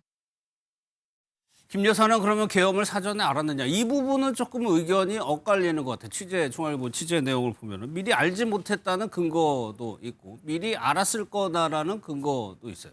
박 의원께서는 이 부분은 어떻게 생각하세요? 윤 전 대통령이 당시에 국무위원들에게 집사람도 모른다. 알면은 뭐 아마 화낼 거다. 뭐 이런 식의 언급을 했다고 이상민 전 장관이나 이런 사람들이 얘기를 했어요. 그리고 김건희 씨 본인도 주변에다가 난 전혀 몰랐다. 내가 미리 알았다면 말렸을 거다. 뭐 이런 얘기를 했다고 해요. 그래서 몰랐다는 게 지금까지 대체적인 정황으로 확인이 되는데 다른 관측도 좀 있습니다. 그러니까 평소에 윤 전 대통령은 거의 모든 거를 김건희 씨하고 공유를 해왔기 때문에 이 계엄 상황에 대해서 몰랐을 리가 없다. 그리고 이미 일찌감치부터 빠르게는 그 작년 3월부터 사실은 이제 계엄의 의도를 가지고 주변에 이런 얘기를 해왔는데 김건희 씨에게 그런 의중을 비치지 과연 않았겠느냐. 그리고 막상 이제 디데이를 본인이 잡았는데 그걸 김건희 씨가 공유하지 않았겠느냐. 오히려 김건희 씨가 그걸 알았기 때문에 본인이 몰랐다는 알리바이를 위해서 그 해당 시간에 피부과에 갔었던 거 아니냐 이런 식의 관측도 있어요. 이건 이제 특검이 수사 결과를 발표할 때 이 부분에 대해서 어떻게 판단할지 모르겠습니다만 이게 몰랐다는 그 정황도 있고 그리고 알았을 거라는 관측도 있고 이게 엇갈리고 있어서 최종적인 건 뭐 수사 결과를 좀 봐야 될 것 같습니다. 그러니까 박 의원님 말씀대로 그 한참 전부터 비상대권 계엄을 언급한 윤석열 전 대통령이 지금 방금 전에 말씀하신 거 김 여사의 관계를 생각해 보면 그 얘기는 절대 안 했을까라는 또 의구심도 들고요. 그러니까 이제 지금 뭐 특검의 수사 결과로 이제 단편적으로 나오는 것은 윤석열 대통령이 12월 3일 비상계엄 몇 개월 전부터 안가에서나 아니면 충암고 라인이라든지 믿고 이야기했던 사람들 앞에서는 과격한 발언들을 했었다는 거 아니겠어요? 그다음에 대통령이 비상대권 이야기를 계속 했었던 것이고 그런 걸 생각해 보면 그러니까 계엄을 통한 싹쓸이 문제 해결이라는 그 욕구를 오래전부터 가졌던 건 사실이었던 것 같습니다. 그리고 윤석열 대통령의 그 스타일상 저걸 정치로 풀 생각을 전혀 못하는 거예요. 그러니까 정치인 출신 대통령을 뽑는 게 굉장히 중요합니다. 정치를 1도 안 해본 사람이 갑자기 반 이재명 정서에 우리가 이 승리의 요인으로 잡아가지고 이재명 후보를 이겼기 때문에 대통령이 딱 됐는데 정치를 한 번도 안 해본 분 아니겠습니까? 정치라는 선택지는 없었던 그렇죠. 거예요. 그리고 자기 선거 한 번 딱 해서 대통령 선거가 됐기 때문에 그다음 선거를 개의치도 않는 구조적인 딜레마가 있는 겁니다. 저처럼 떨어져 봐야 민심이 얼마나 무서운지를 알고 국민들 한 표 한 표가 얼마나 소중한지를 아는데 그런 걸 경험해보지 못한 사람이에요. 그러다 보니까 대통령이 돼서 이 문제는 여야가 강대강으로 부딪히면 예. 정치로 풀어야 되는 문제들이거든요. 이게 헌법재판소에 판결문에서 다 나와 있는 거 아닙니까? 그렇죠. 민주당도 과도하게 권한을 행사했고 윤석열 대통령도 그걸 과도하게 맞대응을 하는 바람에 이런 파국이 온 거기 때문에 저는 정치를 전혀 모르기 때문에 애초부터 화가 나니까 이제 비상대권으로 풀겠다는 생각을 했던 것 같고 그런 생각을 저분 성격상 여기저기 드러냈을 가능성이 충분히 있습니다. 예. 그렇게 드러나고 의중이 드러났다고 한다면 가장 가까이 있었던 김건희 여사가 그런 분위기는 몰랐을 리 없다고 저는 생각합니다. 다만 날짜에 대한 건 몰랐을 수 있죠.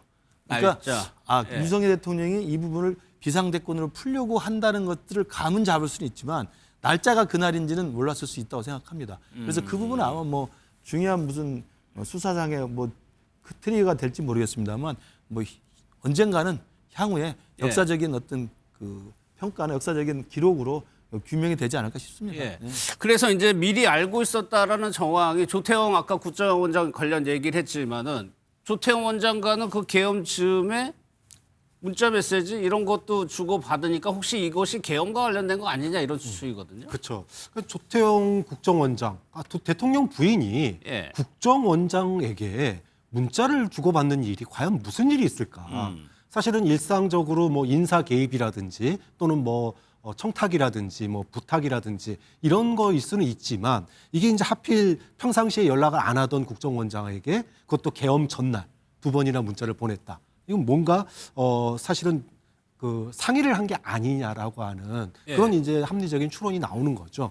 결국은 국정원장 하면은 뭐가 생각납니까? 결국 정보를 쥐고 있는 거잖아요. 그렇죠. 그럼 정보를 쥐고 있는 총책임자에게 지금 이랬을 때 혹시 주변에서는 다른 나라, 미국은 또는 뭐 북한은 이런 것과 관련돼서 김건희 씨의 성격상 뭐 미국의 반응이라든지 중국 또는 북한의 반응이라든지 뭐 이런 것까지 미리 체크했을 가능성도 있다라고 보기 때문에 당장 조태용 원장이 문자 내용에 대해서 언급을 좀 안 하고 있기 때문에 아직 밝혀지고 있지 않은 내용이지만 이 부분이 굉장한 미스테리로 지금 현재 남아 있는 상태고 앞으로 재판받는 과정에서 이 내용이 나온다면 어떤 내용이었는지에 따라서 김 여사가 당시 계엄을 갖다가 미리 사전에 인지했는지 안 했는지 또는 거기에 참여했는지 안 했는지 그 계엄 결정 과정에서 참여했는지 안 했는지를 알 수 있는 하나의 어떤 증거가 아닐까라고 이 부분에 대해서 관심 갖는 사람들이 많은 거예요.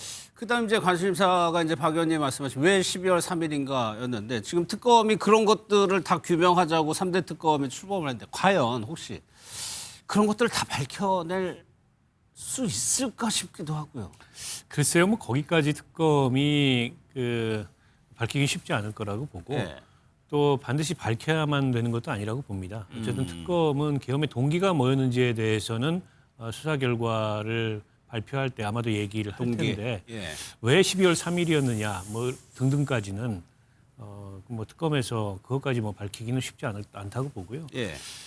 다만 진짜 이 계엄을 성공하려고 했다면 12월 3일보다 국회에서 계엄 해제 표결이 어려운 날을 택할 수도 있었고 물론 이제 윤 전 대통령 측에서는 때문에 이게 계엄이 아니고 계몽령이다라고 주장을 하지만 계몽령에 국회 군대를 출동시키지는 않죠. 그거는 말이 안 되는 얘기인 거고 그래도 그래서 아마도 일각에서 나오는 해석은 국회에서의 계엄 해제 의결이라는 걸 너무 쉽게 봤다. 저렇게 국회가 순식간에 계엄 해제를 시킬 수 있다는 거를 짐작조차 못하고 그거를 상상조차 하지 않았기 때문에 그냥 아무 날이나 택해가지고 추진했던 거 아니에요. 이런 해석이 하나 있고요. 다른 하나는 날 받는다 그러죠. 그러니까 특히나 이제 윤 전 대통령 부부가 이 무속에 굉장히 심취했던 사람들이기 때문에 주변에 나오고 있는 그 비공식적인 증언들도 보면 그날이 아니면 안 된다는 식으로 고집을 했다는 거예요. 12월 3일이. 그건 일종의 이제 날을 받았던 거 아닌가 이제 그런 해석도 한편에서 나오고 있습니다. 또 하나의 이제 계엄 직후에 김건희 여사의 측근들이 어떻게 행동을 했는지 보면은 조금 인상적인 부분이 앞서 박성재 전 장관 휴대전화에서 여러 가지 문자 메시지 뭐 캡처한 거 나왔다고 해가지고 보도가 됐다고 했죠. 그런데 측근들은 어떻게 행동을 했느냐? 바로 한각에 버렸다는 거예요. 이게 가장 확실한 방법이라고들 하죠. 그리고 또 다른 측근 같은 경우에는 완벽한 초기화를 진행하기 위해서 엄청나게 노력을 했다는 것이 이건 뭐 그냥 방증이고 해석이긴 합니다만 왜 굳이 이렇게까지 하냐는 거거든요. 그러니까 뭐 계엄을 사전에 인지했는지 못했는지와 상관없이 이미 김건희 여사는 계엄 실패와 특검이 가동되면서부터 소환돼서 조사를 받는 건 당연지사 아니었겠습니까? 그렇다면 김건희 여사와 관련된 수사를 받는 데서 이 두 측근이 소환 조사 받을 거라는 것은 뭐 삼척동자도 예상을 했었을 것이고요. 예. 그러다 보니까 이 두 명의 행정관은 당연히 수사에 임하는 가장 보편적인 1차 대응으로서 휴대폰이라는 증거를 인멸하려고 했던 것으로 보입니다. 그러니까 예. 이건 뭐 특검의 조사와 소환을 당해야 되는 입장에서 이른바 피의자로서 조사를 받기 위해서 증거에 대한 두려움, 또 김건희 여사에 대한 나름대로 지켜야 된다고 하는 두려움, 이런 것 때문에 이런 1차적 대응을 한 것으로 보이고, 이거야 뭐 이런 이야기 하기 그렇습니다만 이재명 대통령도 예전에 저 성남시장 경기도지사 시절에 휴대폰 있으면 무조건 버리라고 했다는 이야기가 있지 않습니까? 그러니까 저는 그러한 그냥 일반 시민의 초기적 대응으로 했던 것이라고 보고요. 그러나 결국은 이렇게 버렸다 하더라도 결과는 다 드러나거든요. 그리고 이 두 행정관은 지금 김건희 여사 재판이 진행되는 과정에서 이미 진술이 조금씩 바뀌고 있습니다. 그렇죠. 그런 걸 보면 휴대폰을 한강에 버린다고 해서 있었던 죄가 없어지는 않고요. 벌어졌던 사실이 없어지는 않는다는 말씀을 드립니다. 예. 말씀드린 대로 내일이 이제 12.3 계엄이 일어난 지 1년이 되는 날입니다. 이재명 대통령이 오늘 여러 가지 발언을 했는데 이 내란을요, 나치 전범에 비유하기도 했습니다. 그 내용도 한번 보겠습니다. 국가 폭력, 국가 권력으로 개인의 인권을 침해하거나 하는 것들에 대해서는 하여튼 나치 전범 처리하듯이 영원히 살아있는 한 형사처벌하고, 상속 재산이 있는 범인에서는 상속인들까지도 끝까지 책임지게 이렇게 해야 사실은 좀 근본적으로 대책이 되지 않겠습니까? 시간 지나면 다 덮이겠지. 그래야 뭐 재발을 그래야 재발을 먹죠. 오늘 대통령도 그렇고 당에서도 그렇고 강경한 메시지들 박연이 많이 나오던데, 물론 내일이 1년이 되는 날이니까 그 상징성에 맞춰서 전날의 메시지들을 많이 내는데 좀 수위를 어떻게 보셨어요? 어쨌든 지금 이제 내란 수사가 아직도 진행이 되고 있고 또 재판도 1심이 채 끝나지 않은 상황이기 때문에 큰 틀에서 봤을 때 완전한 내란 청산이 이루어졌다라고 보기 어려운 거죠.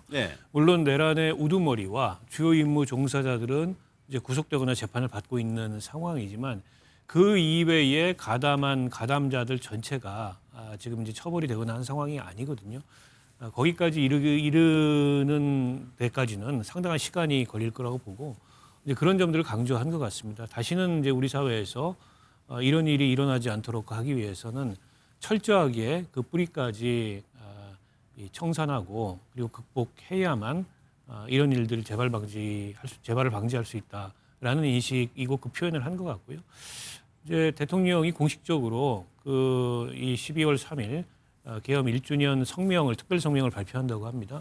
그 특별 성명에 아마 이제 보다 공식적인 입장은 담기게 될 텐데, 어쨌든 이 내란의 극복과 또 청산, 그리고 더 나아가서 이제 국민 통합, 그리고 민주주의 회복, 이런 내용들이 고르게 아마 담기지 않을까 이렇게 생각하고요.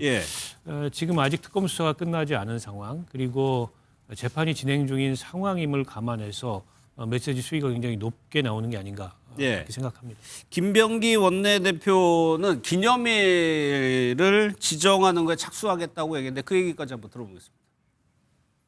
내일이면 윤석열 불법 계엄 내란 1년입니다.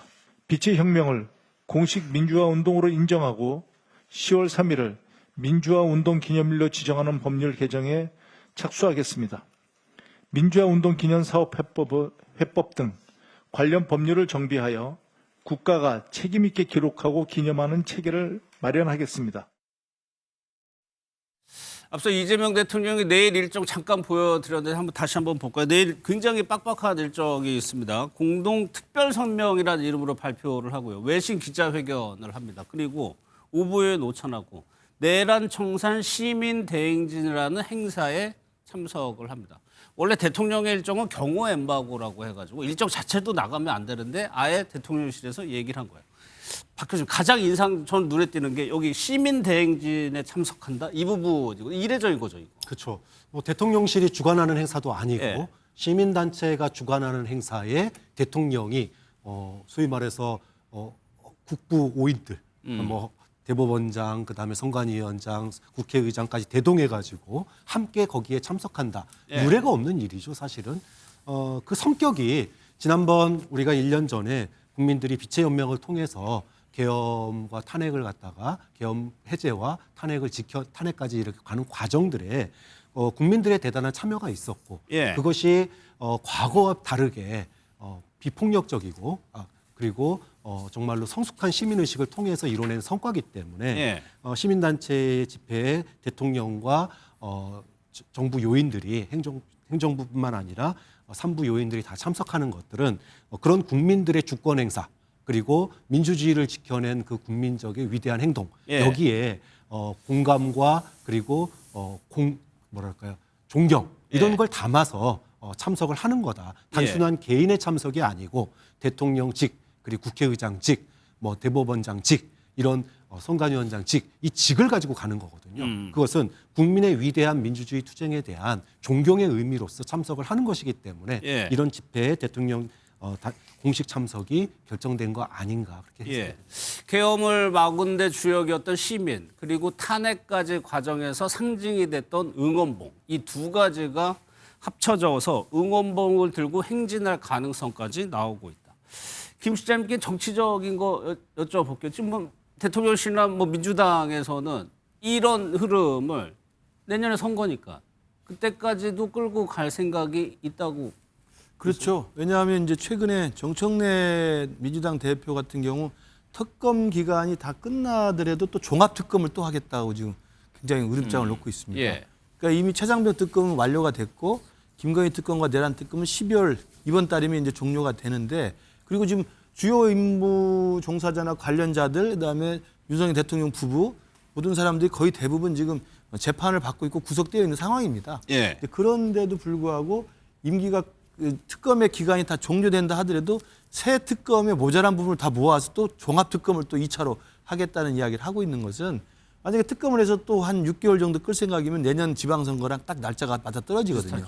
예. 그러니까 지금도 우리가 이 뉴스와이드에서 특검 수사 기사를 이슈로 안 다룰 수가 없잖아요. 새로운 사실이 나오거나 새로운 또 의혹이 나오면 다룰 수밖에 없는 것이기 때문에 만약에 종합 2차 특검을 또 만들어서 6개월을 끈다고 한다면 그건 누가 봐도 정치적 의도를 의심할 수밖에 없다는 말씀을 드리고요. 예. 그리고 저는 대통령이 물론 이제 계엄을 잘 막았고 우리 민주시민의 힘으로 군인들의 군합발에 의해서 국회의사당이 짓밟히지 않는 걸 잘 막은 건 정말 위대한 우리 국민의 승리인 건 맞습니다만 대통령이 그 공식 행사가 아닌 시민단체 주최 행사에 저렇게 응원봉을 들고 행사를 같이 한다는 건 제가 볼 때 굉장히 이례적입니다. 예. 만약에 아까 김병기 원내대표가 말한 것처럼 국회에서 논의를 통해서 또 시민사회 공론화를 통해서 여야가 합의해서 계엄을 막아낸 우리 국민의 위대함을 기리기 위해서 만약에 국가기념일로 지정을 하고 그 기념식을 국가 차원에서 정부 차원에서 우리가 5.18 기념식이라든지 4.19 기념식이나 부마항쟁 기념식을 하거든요. 지자체에서 하든 정부에서 하든 행안부에서 하든 하거든요.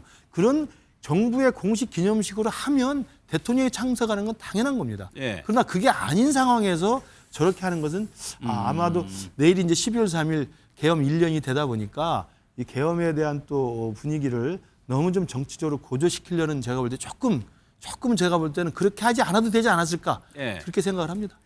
알겠습니다.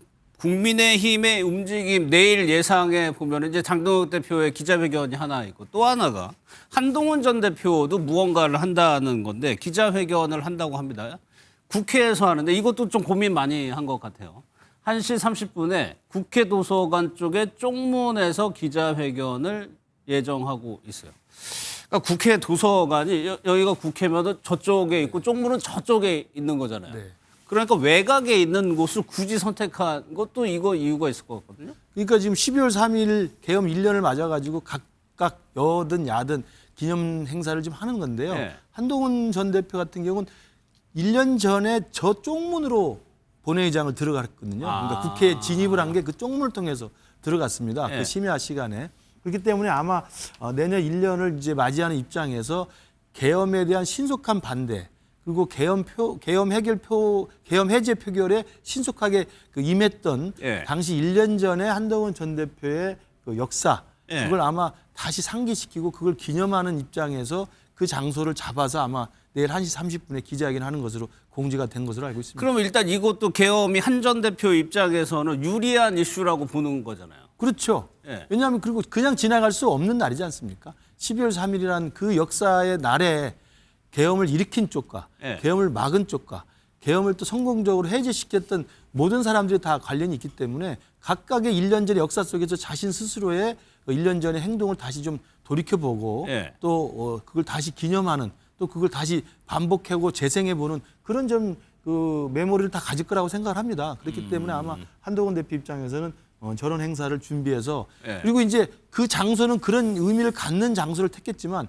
기자회견은 또 이제 여러 가지 질의응답이 있지 않겠습니까? 예. 그러면 지금 나오고 있는 정치적 현안 이슈에 대한 입장도 낼 것으로 예상이 됩니다. 그럼 박영 내일 국민의힘 상황은 어떻게 예상을 해야 되는 거예요? 장동혁 대표는 사과를 안 할 가능성이 현재로서는 높아 보이고 한동훈 전 대표는 나름대로 지금 기자회견을 잡고 있고 30여 명 지금 연판장 얘기 돌아가고 있고. 그러니까 국민의힘 내부가 굉장히 혼란스러운 모습을 보이는 게 아닌가 싶은데요. 어쨌든 당 지도부는 지금까지 모습으로 봤을 때는 이제 사과의 메시지나 이제 별다른 그 기존의 모습과는 다른 모습을 보일 가능성이 별로 없어 보이고요. 그에 대해서 당내에 여러 이제 우려의 목소리나 지적들이 나오고 있지 않습니까? 예. 특히 이제 초재선 의원 30여 명이 별도의 이 계엄 사과와 또 윤 전 대통령과의 단절의 메시지를 발표한다. 이미 전문까지 언론에 보도가 됐어요. 그리고 한동훈 전 대표는 당시 어쨌든 계엄을 막기 위해서 나섰던 12월 3일 날 1년 전 12월 3일 날 밤에 주역 중에 한 사람으로서 그에 대한 소회와 더불어서 어쨌든 그 계엄은 잘못됐고 그 계엄을 나서서 적극적으로 막지 못한 이제 국민의힘에 그로 인해서 이제 국민들의 신뢰를 잃은 지금의 모습도 잘못됐다.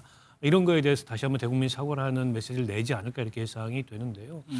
결국 이렇게 당내 의견이 통일되지 않고 혼란한 모습을 보임으로 인해서 예. 야당으로서 지금 정부 여당에 대한 어떤 합리적 비판과 견제 세력이라는 그런 그 이미지나 신뢰를 국민들한테 주지 못하는 것 같아요. 예.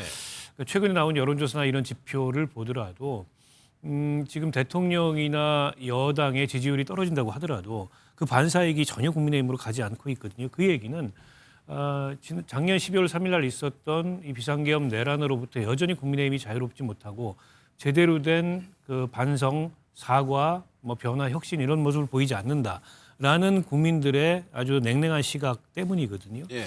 근데 여전히 국민의힘은 그 강성 지지층들의 강한 목소리에 갇혀서 그 강성 지지층들이 요구하는 그런 목소리를 지도부가 반복하고 있는 거죠. 그러니까 이 모습이 계속된다면 이제 내년 6월이면 선거인데 선거에서 국민의힘이 확장성을 기대하기 어려운 그런 상황이 아닌가 싶은데요.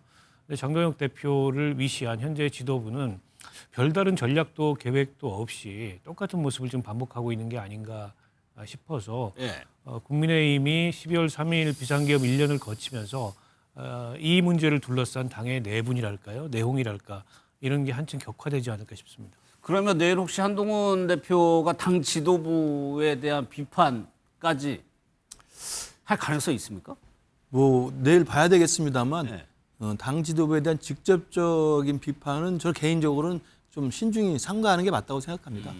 내일 저 1시 반에 기자회견은 계엄 1년을 맞는 그때 당시에 집권 여당의 당대표 그리고 계엄 반대라는 명확하고 신속한 입장을 국민 앞에 밝히고 전체 국민의힘의 당론으로 당대표 입장에서 계엄에 대한 신속한 해제 표결에 독려했던 그 당시 그날 밤에 한동훈의 역사를 다시 한번 이야기하면 좀 충분하다고 생각이 들고요. 다만 이제 기자회견 중에 당원 게시판이라든지 이런 이제 좀 예민한 현안들이 나올 수 있지 않겠습니까? 예. 그런 부분에 대해서는 저는 좀 답변을 통해서 지도부에 대한 공세보다는 1년 전에 계엄이 있었던 밤에 한동훈 당시 국민의힘 대표의 역사와 이야기와 그 지금의 감회 같은 걸 좀 주로 이야기하는 게 낫겠다라는 생각을 하고요. 주로는 저는 지금 말씀하신 것처럼 우리 국민의힘이 내일은 추경호 원내대표의 오늘 새벽에 이제 결론이 나는 것을 계기로 해서 소장파 초재선 의원들의 연판장이 있을 것이고요. 장동혁 대표 메시지가 있을 것이고 한동훈 전 대표의 기자회견이 있기 때문에 이 세 갈래의 국민의힘 내의 여러 가지 흐름들이 결국은 내일 하루가 지나면서 어떤 국민의 지지를 받을 것인가. 그러니까 민심의 흐름과 여론의 동향이 제일 중요하다고 생각합니다. 어느 쪽으로 수렴이 될 그렇습니다. 것인가. 민심과 여론을 이겨낼 수 있는 정치는 없거든요. 그러니까 내일 아마 그러한 여러 가지 갈래의 흐름들이 좀 전면에 표출이 되고 수면 아래에 있던 그런 여러 가지 요구가 분출이 되면서 올라온다고 한다면 내일 이후에 각각의 정치 세력들 또 정치적 요구들에 대해서 우리 국민들이 과연 어디에 더 힘을 실어 주실지 저는 그걸 보면 조만간 우리 당이 스스로 정화할 수 있는 기대도 저는 한번 해보고 있습니다. 그럼 박창원 교수께서 어떻게 보세요? 이 가능성, 그러니까 한동훈 전 대표가 과연 이번 계엄 1년을 맞아서 정치적으로 공간을 제기할 수 있는 가능성 어떻게 보세요? 그러니까 1년 전에 한동훈과 지금 한동훈의 공통점과 차이점, 그러니까 공통점이 있어요. 하나는 당시 개업 해제를 위해서 한동훈 당시 대표가 보여준 진정성에 대해서는 국민들도 인정을 하고 있다고 봅니다. 그런데 문제는 개업 해제에 대한 진정성은 있었지만 당 대표로서 당에 대한 장악력과 정치력은 빵점이었어요. 당 대표의 명령이 먹히지를 않아서 현역 의원들은 다 국회 바깥에 있었지 않습니까? 당 대표가 들어오라고 호소해도 아무도 들어오지 않았습니다. 이런 점들은 한동훈 대표가 가지고 있는 당시의 정치력의 한계 명확하게 보여줬다고 봐요. 그럼 1년 동안 이번에 그 국회에서 기자회견하면서 뭐 백합꽃 릴레이를 한다고 그러는데 백합꽃의 그 뜻이 사과도 있지만은 새 출발이라는 의미가 있다고 그래요. 그럼 1년 동안 한동훈 대표는 새 출발을 하기 위해서 뭘 했냐라는 거예요. 1년 동안 왜 국민의힘이 오늘날 여기까지 이렇게 박스권에 갇혀서 강성 지지층에 휘둘리는 이런 상황이 될 때까지 뭘 했냐. 구체적으로 더 치열해져야 된다고 봐요. 예를 들어 부정선거에 대해서 내부적으로 토론도 제대로 안 됐습니다. 그다음에 계엄 해제 오늘 추경호 의원이 이제 그 구속영장 심사 있지만은 계엄 해제 불참에 대한 책임 논란, 그다음에 탄핵 반대 당론을 가졌던 당의 문제점, 그리고 서부지법 사태에 대한 명확한 입장, 윤 어게인에 대한 입장, 이런 부분들에 대해서 당 내부에서 단결이라는 미명하에 제대로 토론 한번 이루어지지 않고 있어요. 새 출발을 하려면 무엇이 잘못됐는지에 대해서 명확한 내부에서 치열한 토론이 있고, 그리고 도저히 함께할 수 없으면 따로 깃발을 드는 게 너무나 당연한데 이거는 죽도밥도 아니고 그냥 계엄무가 내란의 그 바다에 빠져가지고 서로 허우적대는 것만 보이는 거 아니냐. 그런 점에서 성과와 문제점, 성과와 한계에 대해서 이 1년이 지난 이 시점에서 한동훈 전 대표나 또 한동훈 개나 또는 계엄에 대해서 사과를 해야 된다라고 하는 국회의원들이 뭉뚱그려가지고 사과하지 말라. 좀 더 구체적이고 더 치열하게 뭔가 우리는 뭐가 다른지를 갖다가 국민 앞에 차이점을 보여줘야 선택을 할 거 아닙니까? 차이점 없이 뭉뚱그려가지고 우리는 사과해요. 여기는 사과 안 해요. 어떤 선택을 합니까? 좀 그런 점에서 한 대표나 당내 혁신 세력들이 국민의힘에 대한 명확한 좀 어떻게 차이가 있는지를 갖다 차별성을 좀 더 분명히 드러낼 필요가 있다고 봅니다. 다음은요, 오세훈 시장이 이제 기소됐죠. 그 후폭풍을 좀 살펴볼 텐데 먼저 영상부터 보겠습니다. 아니 저희가 바보입니까? 그렇게 조작된 여론조사인 걸 뻔히 알면서도 13번 동안 시리즈로 돈을 주고 구매하겠습니까? 막상 이렇게 기소를 했다는 얘기를 들으니까 분노가 치밉니다. 이런 식의 오세훈 죽이기에 저는 결코 영향받지 않겠습니다. 결국 기소가 됐습니다. 그러면은 내년 지방선거에서 이제 공천이나 후보 관련해서 먼저 궁금한 게 국민의힘 내부에서 공천이라든가 그 규정이 있을 거예요. 기소가 돼도 공천 받는데 일단 문제는 없나요? 뭐 윤리위원회 규정이나 그 지방선거 공직 후보 선출 관련된 규정이 있다고 그래요. 있어서 이른바 이제 뇌물이나 불법 정치자금 수수와 관련된 걸로 기소가 되면 먼저 문제가 있는 조항이 있는 것 같습니다.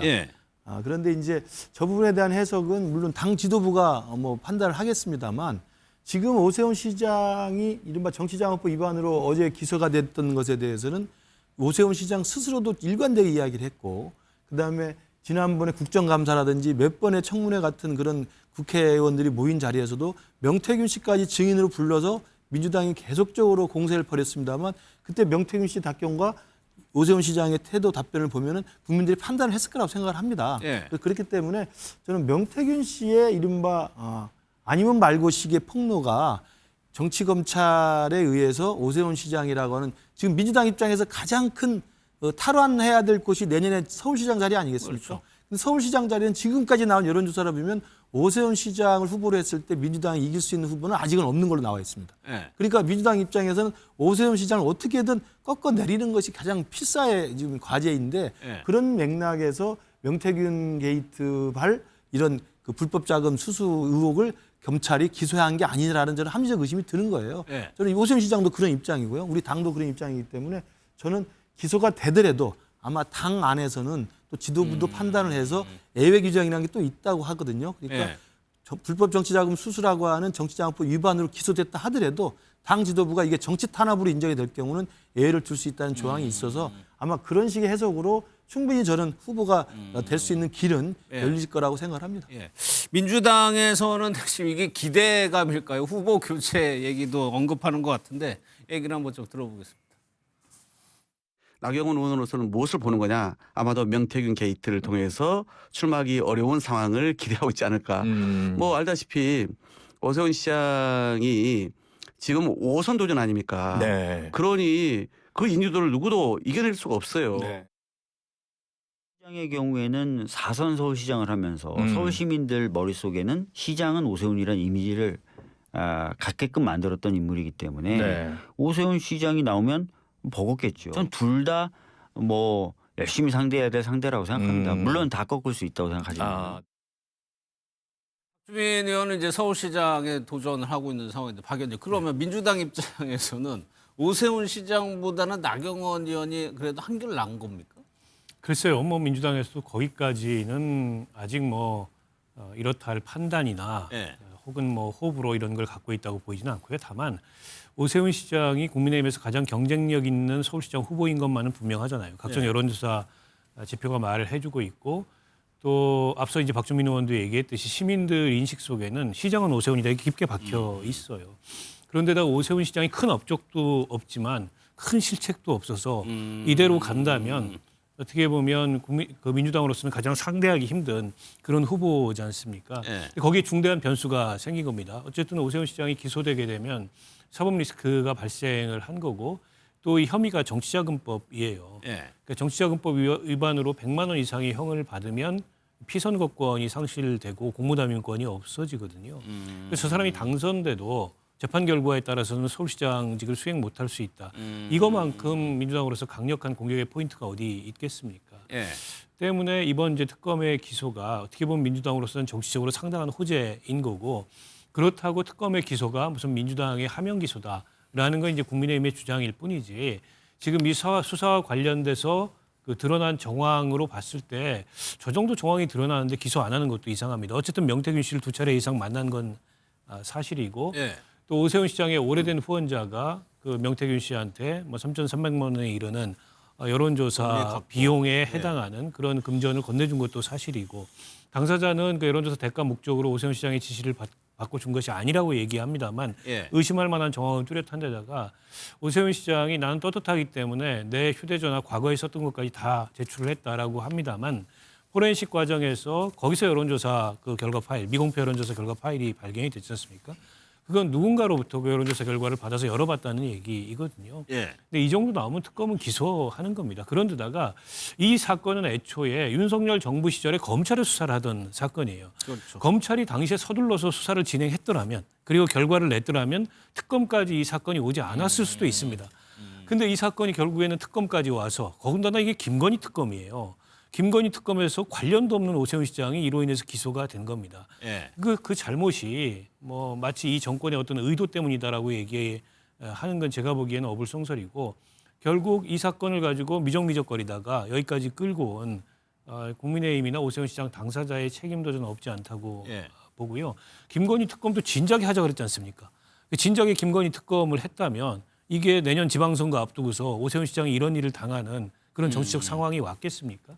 이제 와가지고 그거를 뭐 여권의 하명 수사 이렇게 얘기하는 거는 좀 이치상 맞지 않다고 보고 어찌됐든 간에 오세훈 시장 굉장히 곤혹스러워졌습니다. 근데 당 밖으로 곤혹스러워진 것 이상으로 당 내부에서 곤혹스러워졌어요. 그럴 것 같아요. 앞서 얘기하셨듯이 지금 윤리 규정에 따르면은 불법 정치자금 수수한 걸로 기소가 되면은 피선거권이 중단이 됩니다.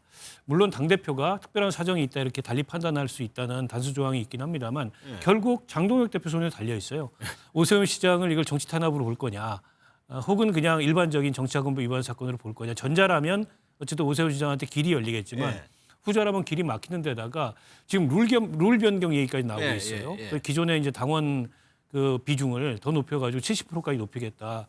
나경원 그 지방선거 기획단장이 그걸 주도하고 있는데 서울시장 잠재적 후보지 않습니까? 그렇게 룰 변경까지 하고 나서 또 이 사건의 이미지까지 겹쳐지면 오히려 오세훈 시장은 본선 이전에 경선에서 굉장히 불리해질 거다. 이런 전망이 나오고 있는데 어떻게든 뭐 오세훈 시장으로서는 첩첩산중인 상황이 됐습니다. 예. 다음은 앞서 살펴봤던 쿠팡 사태 관련해서 오늘 국회에서도 현안 질의가 있었는데 뭐 여야 막론하고 강한 질타가 이어졌습니다. 영상을 좀 보겠습니다. 박대준 쿠팡 대표이사이십니다. 김범석 의장한테 보고하셨죠? 이사회 통해서 다 보고를 하고 있습니다. 뭐라 하시던가요? 현재 사태 수습에 최선을 다하고 제가 책임지고 할 수 있도록 그렇게 그 말이 답니까? 쿠팡은 그래도 루팡 된 지 오래입니다. 이래가지고 대한민국에서 돈 벌겠다고요? 어제 오후 12시 27분 여기서 쿠팡 사과한 문구 한번 찾아보세요. 박대준 대표. 제일 상단에 지금 배치가 자, 되어 있습니다. 다음 PPT 보세요. 찾아보세요. 없어졌죠.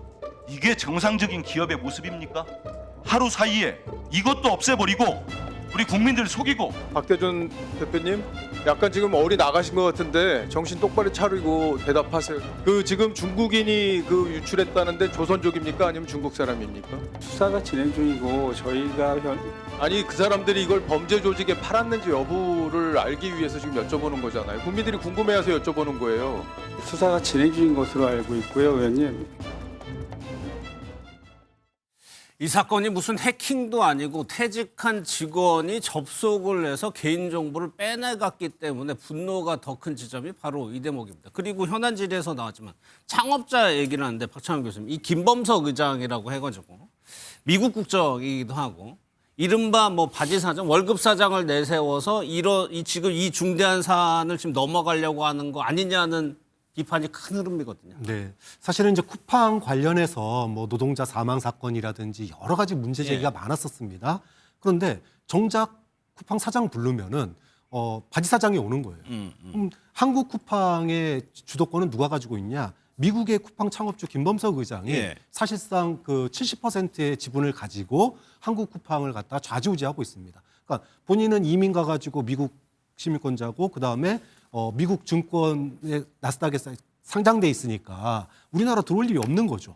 그런데 지금 쿠팡이 1년 동안 우리나라에서 매출이 얼마냐? 1년에 50조 원 매출을 하고 있어요. 네, 50조. 어마어마한 매출을 기록하고 있어서 여기서 이득은 다 봐가지고 미국으로 가져가고 지난번에 보통주로 바꾸면서 5천억을 현금화했는데 5천억 원을 현금화했습니다. 미국에서. 그런데 그 돈 중에 2천억인가를 갖다가 미국에다 기부를 해요. 그럼 우리나라에서 돈 벌어가지고 미국에 기부를 하고 그리고 사망 사건이라든지 이런 그 정보 유출 사건 이런 거에 대해서는 어떠한 책임도 지지 않고 있는 이 기형적인 쿠팡의 구조 자체에 대해서 오늘 이제 굉장히 질타가 지금 많이 나오고 있는 거거든요. 참 뭐 저도 쿠팡을 쓰고 있는 사람으로서 정말 당혹스러운데 대한민국에 쿠팡 안 쓰는 사람이 어디 있습니까? 한 가족당 한두 명씩은 다 쓰고 있는데 내 정보, 우리 집 현관 비밀번호까지 다 넘어갔다고 그러는데 아무도 책임지는 사람이 없어요. 딸랑 문자가 정보가 유출될 가능성이 높으니 뭐 죄송합니다. 문자 하나 온 게 답니다. 자 그러면 누가 책임질 거냐라는 거예요. 아무도 책임지는 사람이 없습니다. 수사 중이라고 바지 사장은 나와가지고 수사 중이라서 잘 모르겠다고 그러고 정작 실소유주는 미국에 있고 이러면 자 쿠팡을 과연 이대로 놔둬도 되느냐? 우리 국민들이 믿고 신뢰하고 이렇게 정말 전 국민의 어떤 그 택배 창구로서 쓸 수 있겠느냐? 우체국보다 더 신뢰 높은 지금 업종 아닙니까? 우체국을 사실상 대체해 버렸는데 이 부분에 대한 국민들의 우려가 매우 큰 만큼 정치권에서도 높은 질타와 대안 제시가 필요한 상황이 됐습니다. 그러니까 지금 사고가 일어난 다음에 쿠팡의 대응도 아까 사과문 얘기도 하지만은 지금 뭐 월급 사장이 나와서 본인이 책임지겠다고 얘기를 하고 있고 이 사태가 끝나면 물러날 가능성도 있는 사람이 그리고 그러다 보니까 과징금 얘기를 아주 강하게 이론상으로는 1조 원까지도 가능하다면서요. 그렇죠. 매출액의 3%이기 때문에 1조 한 2천억 원까지 과징금을 물릴 수 있다라고 합니다만 그 과징금 부과하면 또 행정소송을 제기할 겁니다. 그렇겠네요. 또 이제 다시 빠져나갈 길이 생길 거고요. 그리고 과거의 전례를 보더라도 기업들이 이제 개인정보 유출이나 이런 걸로 과징금을 맞으면 그 소송을 통해 가지고 나중에 이제 과징금이 대폭 축소되거나 그러니까 이런 어떤 그 보안 책임이나 이런 것들이 높아지지 않고 계속 저런 사고가 반복되는데요. 쿠팡은 비단 이런 개인정보 유출 사고뿐만이 아니라 앞서 교수님도 말씀하셨듯이 산재 문제, 노동 문제 여러 가지 그 문제를 야기하고 있습니다. 이게 한국 기업도 아니고 미국 기업도 아니고 이제 애매한 어떤 성격이나 위상을 갖고 있는데 한국 기업과 미국 기업의 나쁜 점을 다 모아놓은 회사 같아요.